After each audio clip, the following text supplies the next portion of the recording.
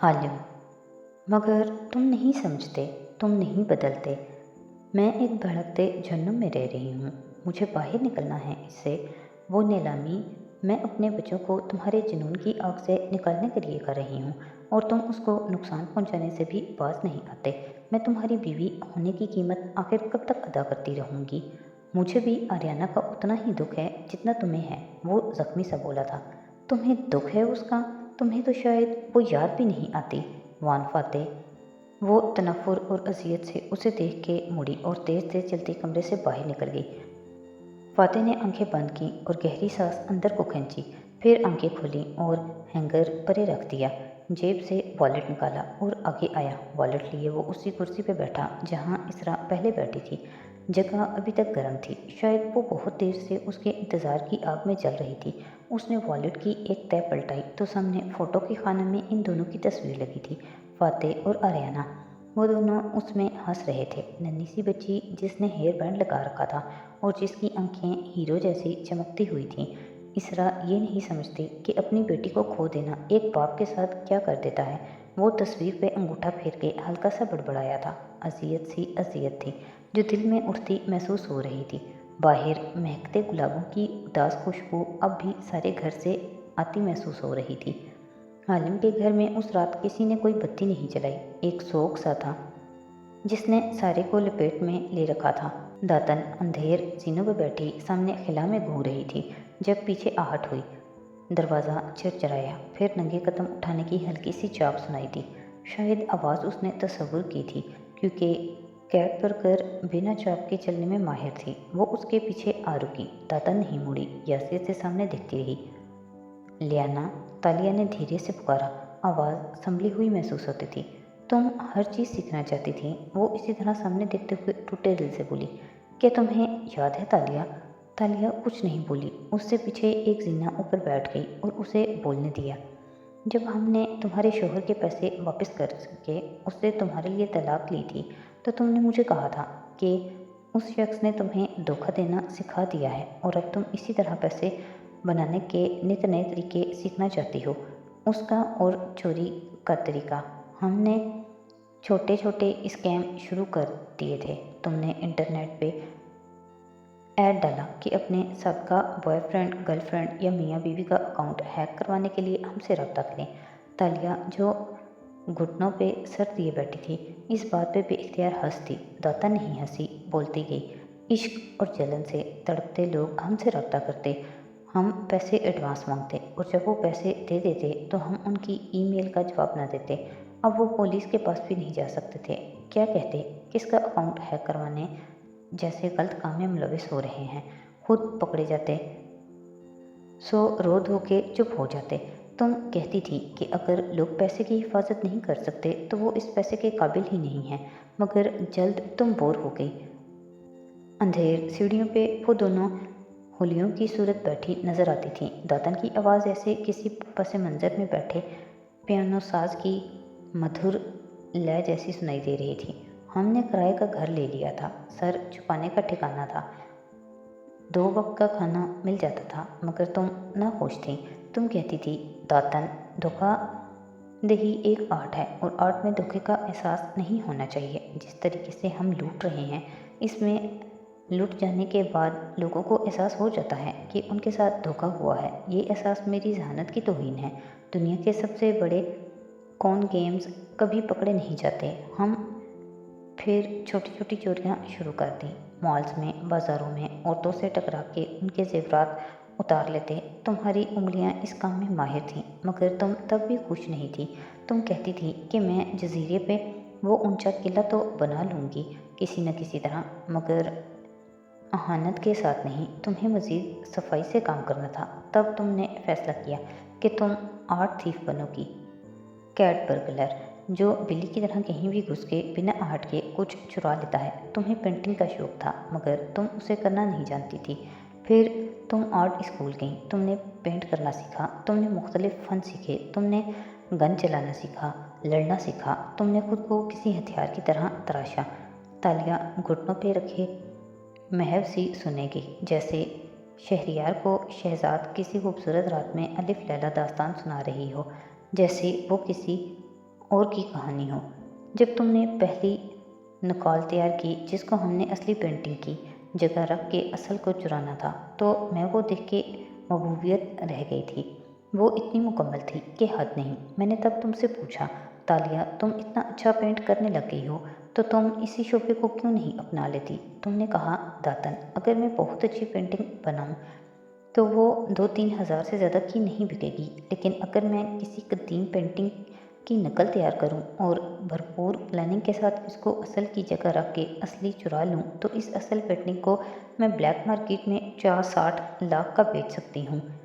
Kuala Lumpur بھرا پڑا ہے بیکار پینٹنگز سے اور کوالالمپور بھرا پڑا ہے چوروں سے، مگر آرٹ تھیف وہ ہوتا ہے جو یا تو کسی ماہر نقال کو اپنے ساتھ رکھے یا خود نقال پینٹ کرنا جانتا ہو۔ فارکر کے بغیر آرٹ تھیف نہیں بن سکتی تھی اور کسی فورجر پہ اعتبار نہیں کر سکتی۔ مجھے خود فورجری سیکھنی ہوگی۔ پھر تم نے پینٹنگز کے علاوہ دوسری چیزوں کی نقال بھی کرنا شروع کی، انعامی scheme, black ticket, prize bond, اور ہم امیر ہوتے گئے۔ تم نے ہر چیز سیکھی سوائے ایک چیز کے۔ کہتے کہتے اس نے مڑ کے تالیہ کو دیکھا جو اب اس کے ایک دم بات کو اندھے موڑ پہ لانے پہ چوک کے گردن اٹھا کے اسے دیکھنے لگی تھی۔ اور وہ ہے چوری کا فن، ہاتھ کی صفائی۔ یہ تمہیں ہمیشہ سے آتا تھا، مجھے نہیں آتا تھا۔ میں نے کچھ نہیں سیکھا، ساری عمر ایک جیولری اسٹور اور ایک لائبریری میں کام کیا تھا۔ جب تمہیں جیولری چرانی ہوتی تو اس کی نقل تم نہیں تیار کر سکتی تھی، وہ میں تیار کرتی۔ پھر ہم نے حالم کے نام سے کام شروع کر دیا، لوگوں کے لیے مسئلے کھڑے کرتے اور ان کو خود حل بھی کر دیتے۔ کبھی کسی کی پینٹنگ چرا کے خود ڈھونڈ لاتے، اصل رکھ کے نقل اس کو واپس کر دیتے، کبھی کسی سے انعامی اسکیم کے لیے پیسے بٹورتے۔ تم نے بس چوری کا فن نہیں سیکھا اور میں نے تو کچھ نہیں سیکھا سوائے ہاتھ کی صفائی اور چوری کے فن کے۔ یہ مجھے نہیں آتا تھا، تم نے مجھے سکھایا۔ تم گمنام رہنا چاہتی تھی، اپنا چہرہ نہیں دکھانا چاہتی تھی کیونکہ تمہیں امید تھی ایک دن تم اچھی بن جاؤ گی۔ میں نے یہ ذمہ اپنے سر لے لیا، سوائے چند لوگوں کے۔ تمہیں شہر میں کوئی بطور ایک چور کے نہیں جانتا، مگر میں نے اسٹریٹ کانٹیکٹس بنائے، میں نے بلیک مارکیٹ میں تعلقات استوار کیے، اور یوں ہم دونوں آرٹ اور جیولری چرانے کے ساتھ بطور حالم ان کے مالکان سے کنسلٹنسی فیس بھی لیتے تھے۔ ہم ماہر اسکیمرز بن گئے اور ہم نے مڑ کے نہیں دیکھا۔ تم کیا کہنا چاہتی ہو داتن؟ اس بات پہ داتن نے سوگوار چہرہ موڑا اور ملال سے اسے دیکھا۔ تمہیں لگتا ہے کہ تم یہ راستہ چھوڑ سکتی ہو، مگر ایسا ممکن نہیں ہے تالیہ۔ میں نے جانتی ہوں ہمیشہ اپنا چہرہ کیوں مخفی نہیں رکھا، کیونکہ مجھے معلوم تھا کہ ایک دفعہ ہم اس دریا میں اتر جائیں تو واپسی کی کوئی کشتی نہیں بچے گی۔ تم کبھی پینٹر بن کے خوش نہیں رہ سکتی، نہ میں لائبریرین بن کے۔ جب مجھے میرے بچوں نے چھوڑا یا جب میں نے ان کو چھوڑا، کیونکہ جیولری اسٹور کو جو ان کاریگر کو مل گئے تھے اور میں ایک بوجھ تھی، میں نے لائبریری کے ساتھ ایئرپورٹ پہ نوکری کر لی اور اولڈ ہوم آ گئی۔ لیکن جب بعد میں میرے پاس تمہاری وجہ سے دولت آنے لگی تو میں ہر ویکینڈ پہ اپنے بچوں کے پاس جانے لگی۔ اب بھی جاتی ہوں ان کے لیے قیمتی تحفے لے کر، اور وہ یہ جانتے ہوئے بھی کہ میں ایک لائبریرین ہوں مجھ سے میرا ذریعہ معاش نہیں پوچھتے۔ وہ اب میری قدر کرتے ہیں، بھلے جہاں سے بھی پیسے آئیں وہ خوش ہیں، میں بھی خوش ہوں کیونکہ میں ان پہ انحصار نہیں کرتی۔ ان کے سامنے ایک مضبوط عورت ہوں میں، لیکن اگر میں یہ کام چھوڑ دوں تو میری قدر و قیمت وہاں ختم ہو جائے گی۔ اس لیے میں کبھی بھی نیک نہیں ہونا چاہتی، کیونکہ تالیہ، خون کے رشتے ہر ایک کے لیے کامل نہیں ہوتے۔ ہم جیسے لوگوں کی کہانیوں میں دوستی کا رشتہ زیادہ اہم ہوتا ہے۔ آئی ایم سوری داتن۔ اس نے پیچھے سے داتن کی گردن پہ بازو لپیٹے اور اپنی ٹھوڑی اس کے کندھے پہ رکھ دی۔ میں اتنی ڈسٹرب تھی کہ میں بھولتی جا رہی تھی کہ میں کون ہوں اور کیا کرنے کی اہل ہوں۔ میں اپنی گیم سے باہر ہو رہی تھی، مگر اب نہیں۔ اس نے داتن کا سیاہ گال چوما اور پھر سیدھے ہو کر ایک عزم سے کھڑی ہوئی، دیوار پہ ہاتھ مارا اور لمحے بھر میں سارا گھر روشن ہو گیا۔ تیز روشنی سے داتن کی آنکھیں چندھیا گئیں۔ اس نے فوراً ان پہ ہاتھ رکھا، پھر ذرا ٹھہر کے تالیہ کو دیکھا جو سینے پہ بازو لپیٹے اب سنبھلی ہوئی سی سامنے کھڑی تھی۔ اب داتن نے ہمیشہ کی طرح اس سے پوچھا جو کہتی تھی کہ اس کے پاس ہمیشہ اگلا پلان ہوتا ہے۔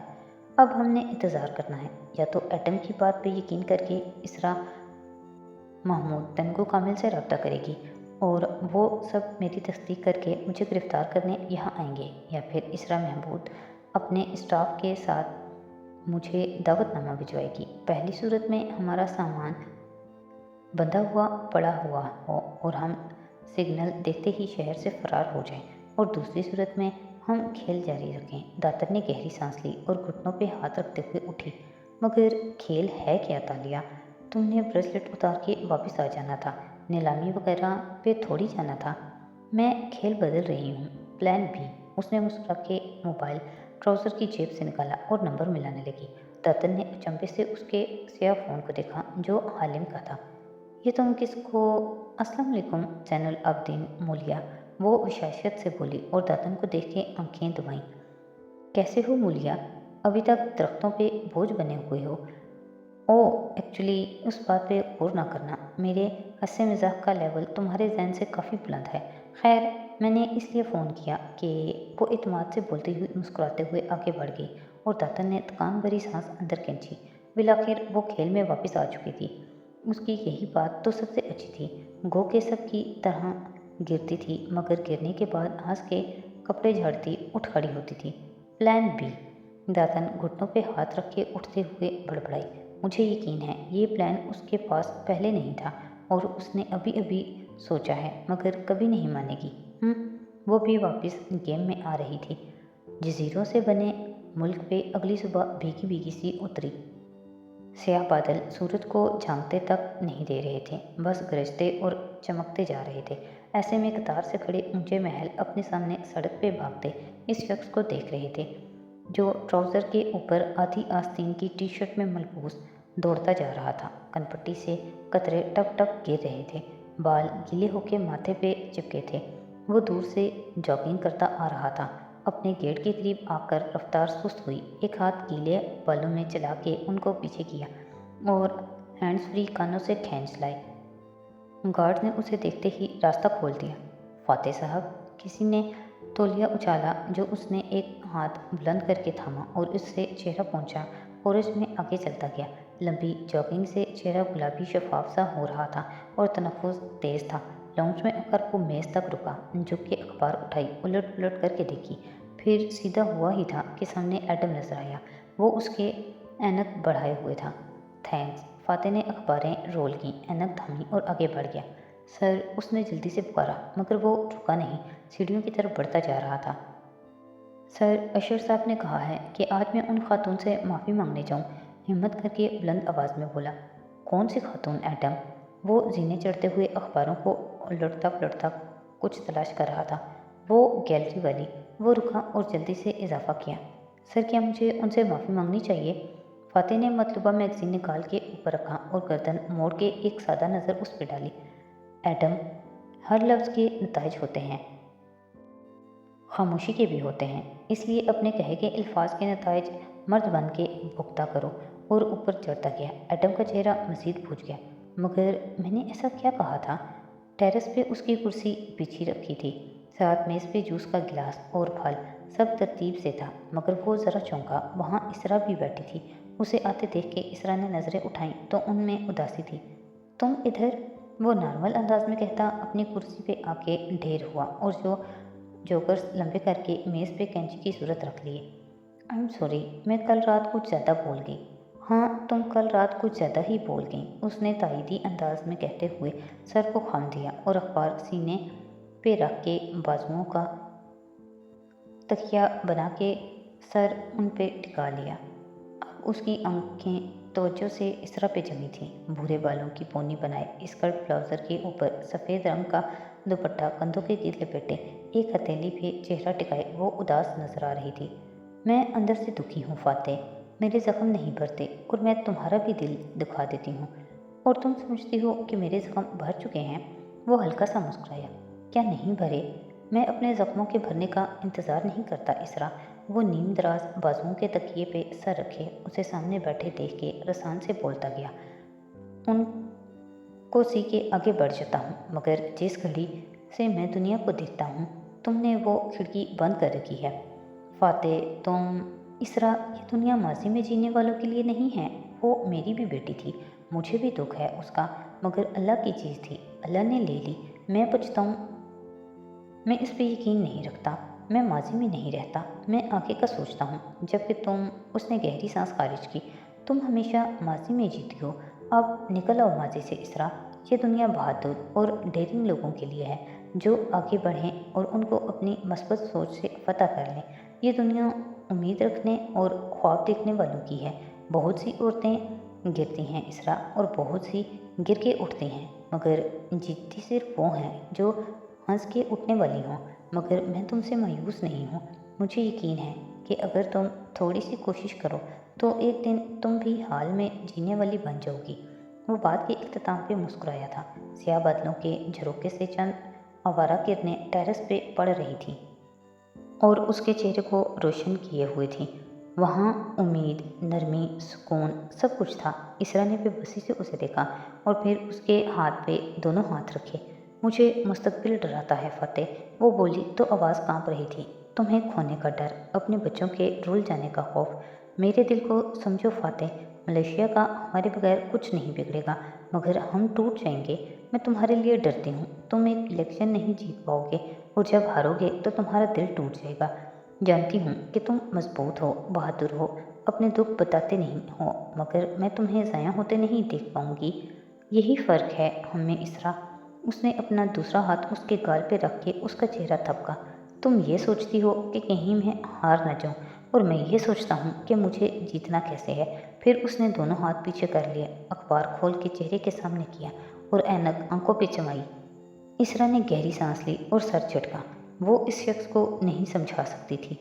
जूस पी लो, गर्म हो जाएगा। उसके कंधे को हल्का सा थपका और उठ गई। फातिह ने अखबार पे नजरें जमाई। थैंक्स कहा। इसरा ने चंद कदम उठाए, फिर ठहरी। बस एक बात मुझे पुरसकून करती है कि आर्याना जिंदा है, वो मरी नहीं है। किसी को मिल गई होगी, वो किसी अच्छे घराने में तरबियत पा रही होगी। मैं मर जाती फातिह अगर मुझे ये उम्मीद ना होती कि वो कभी ना कभी हमें वापस मिल सकेगी। तुम्हारे ख्वाब बेहतर मलेशिया के हैं, मेरे आर्याना के हैं, और इस ख्वाब ने मेरी हर खिड़की के आगे पर्दे डाल दिए हैं। तुम उसको आर्याना थी कहकर बुलाती हो, और मैं उसको आर्याना है कहकर सोचती हूँ। यही फ़र्क है हम में वान फातिह। खड़े खड़े उसको देखे बिना वो कहती गई और फिर आगे बढ़ गई। वो अखबार पढ़ता रहा। बादलों ने फिर से सूरज को छुपा लिया तो उसका रोशन चेहरा छाया में चला गया, ठंडी सुरमई छाया। हालिम का ऊंचा बंगला भी स्याह बादलों से ढका हुआ था। बालाई मंजिल के हॉल की शीशे की दीवार से वो नीचे देख रही थी, जहाँ एक कार खड़ी थी और एक आदमी निकल के घंटी बजा रहा था। क्या ख्याल है? दातन उसके अकब में आ खड़ी हुई। हम आज रात का खाना कौन से थाने में खाएंगे? वो इस बॉडी मैन को साथ लाए हैं। वो संजीदा सी नीचे नजरें जमाए बोलने लगी।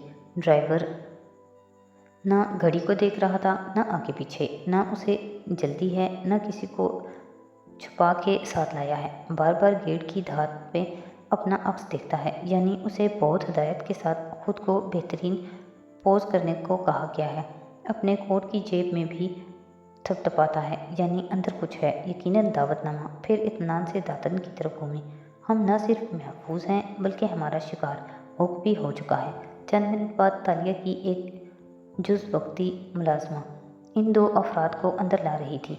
रमली तायराना निगाहों से तराब का जायज़ा लेता कदम उठा रहा था, गोया आंखों से हर शय की मालियत का अंदाज़ा करना चाह रहा हो, जबकि एडम बुझा बुझा मगर संजीदा दिखाई देता था। दोनों ड्राइंग रूम के सोफे पे बैठ गए तो बटलर चला गया। ज़रा देर बाद दरवाजे पे आहट महसूस हुई। दोनों बेइख्तियार उठ खड़े हुए। वो सामने से चलती आ रही थी, लंबी स्कर्ट ब्लाउजर में मलबूस, पेशानी पे बल लिए, सीने पे बाजुल पेटे। वो उनके सामने आ ठहरी। नाकदाना निगाहों से दोनों को देखा। जी। माथे पे मसरूफियत और उकताहट से भरी शिकन थी। एडम ने नज़र उठा के उसे देखा। इतनी खूबसूरत, तरहदार और बाअसर लड़की, जिसके कानों के चमकते हीरे निगाहें खीरा कर रही थीं, ये वो थी या नहीं? उसका दिल शक में पड़ने लगा। पीछे दीवार पे उसकी फ़ोटो फ्रेम में तस्वीर भी लगी थी। मैडम, कल आप गैलरी से खफा होकर आई थीं। हमें बॉस ने भेजा है ताकि आपकी गलतफहमी दूर की जा सके। ये तालिया ने चौंक के एडम की तरफ उंगली उठाई और जैसे जहन पे जोर दिया। ये मिसेज इसरा का वही मुलाजिम है ना जिसने कल मुझ पे फिक्रे कसे थे? या अल्लाह, और आप इसको मेरे घर ले आए। खूबसूरत आंखें भरमी से सुर्ख पड़ने लगीं तो रमली जल्दी से बोला, ये माजरत करने आया है मादाम, उससे गलती से हुआ जो भी हुआ। साथ ही एटम को आंखों से इशारा किया, माफ़ी मांगो। एटम ने पहले उसे देखा, फिर तालिया को। एक कदम आगे आया, उसके ऐन सामने। इंसान के हर लफ्ज़ के नताइज होते हैं चेतालिया, खामोशी के भी। मुझे कतन ये हक हासिल ना था कि मैं सरे राह किसी खातून को रोककर उनको किसी से तशबीह दूँ। आप वो थीं या नहीं, मुझे बगैर किसी तारुफ के यूं बेतकल्लुफ़ नहीं होना चाहिए था। मैं माफ़ी चाहता हूँ। अपनी पूरी दयानतदारी और दिल की सच्चाई से वो बोला, और जैसे उसका दिल शांत हो गया, वो इसी तरह उसको देखती रही, तंदो तेज़ निगाहों से, जैसे उसके अल्फाज को तोल रही हो। फिर रमली को देखा और गहरी सांस ली। ठीक है, मैंने माजरत कबूल की। और कुछ? मैम, अगर आपने दावतनामा कबूल नहीं किया और नीलामी पे नहीं आई तो इस बच्चे की नौकरी चली जाएगी। इसको इस नौकरी की अशद ज़रूरत है और मिसेज़ इसरा इसको माफ़ नहीं करेंगी। दावतनामा कोर्ट से निकाल के रमली ने सामने रखा और लजाजत से बोला तो एटम की आंखों में जहाँ हैरत उभरी वहाँ अहानत का एहसास भी हिलकोरे लेने लगा। मगर इससे पहले कि वो कुछ कहता, तालिया ने ताकुम से कहा, बॉस को कॉल मिलाओ। रमली ने फ़ौरन फ़ोन लगाया और बोला, सर, चे तालिया बात करना चाहती हैं, और फ़ोन तालिया को पेश किया। तालिया मुराद बात कर रही हूँ। ओह आप? मैं मिसेज़ इसरा की तवक्को कर रही थी। वो फ़ोन कान से लगाए हैरान हुई। एक ही बात है चेतालिया, वो शाइस्तगी से जवाबन कह रहा था। आप इसरा और मेरी क्लाइंट नहीं, मेहमान थीं, और हमारी मेहमान किसी गलतफहमी का शिकार होकर हमारे मेहमान नवाजी ठुकरा दे, ये हमारे ख़ानदान के लिए तकलीफ़ की बात है। मैं खुद भी माजरत ख्वाह हूँ अशर साहब। उसको नर्म पड़ता देख के रमली की सांस बहाल हुई। ये तो बच्चा है, भूल चूक में कुछ बोल गया तो मुझे बड़ेपन का सबूत देना चाहिए था, मगर आपके इस कदम ने मुझे बहुत मुतासिर किया। गुड, मैं इसरा को आगाह कर दूंगा कि उनकी मेहमान ने मेहमान नवाजी कबूल कर ली। मैं शुक्रगुजार हूँ सर, और फ़ोन वापस कर दिया। फिर फुर्सत से इन दोनों को देखा, बिलखुसूस एटम को। बेफिक्र रहो, तुम्हारी नौकरी नहीं जाएगी। अदाए बेनियाजी से हाथ झला के गोया तखलिया का इशारा किया तो एटम के अबरू भींच गए। थैंक यू, मगर मुझे ये नौकरी मुस्तकिल करनी ही नहीं है। मैं सिर्फ 11 दिन के लिए मुतबादल के तौर पे आया हूँ चेतालिया। रमली ने गड़बड़ा के उसे घूरा, मगर वो इसी तरह तालिया की आंखों में देखता रहा। ये वही है, ये आंखें, उनके तासुरात वही हैं।